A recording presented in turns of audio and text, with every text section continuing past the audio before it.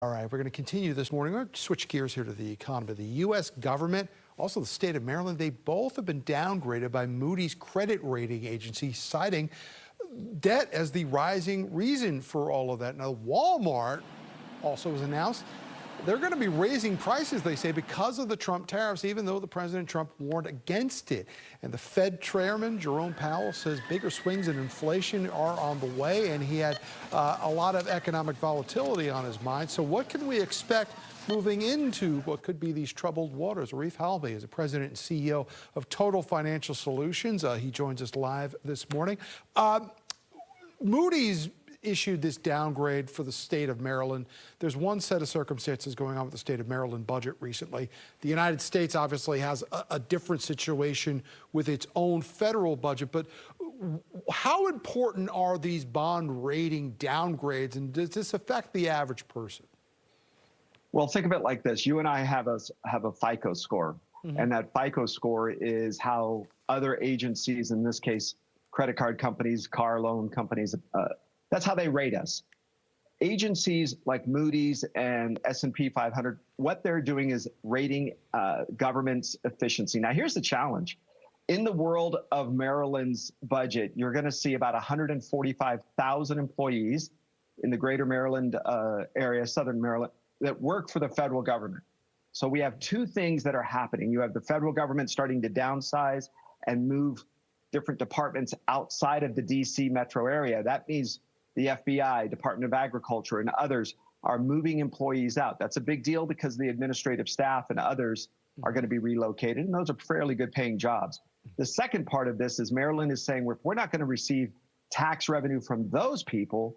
Then what's happening as internal AI, or artificial intelligence, starts to make government more efficient, you're going to see Department of Motor Vehicles and others, departments within the state also start to suffer.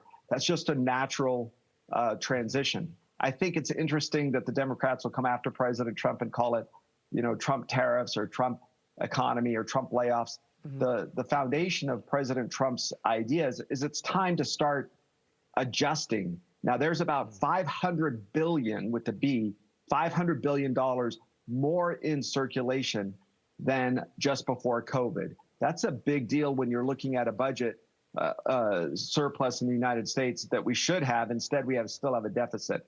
That's going to matriculate to every single state, especially those closest to D.C. It's a lot of good points there, Arif. And, one thing we know about Wall Street is Wall Street doesn't like unpredictability, and there's been a lot of unpredictability going on in 2025.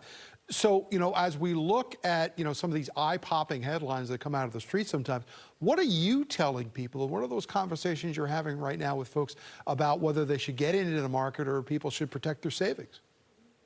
Well, you're going to see two things happening. Uncertainty is going to be the name of the game for the rest of the year, probably for the rest of President Trump's presidency.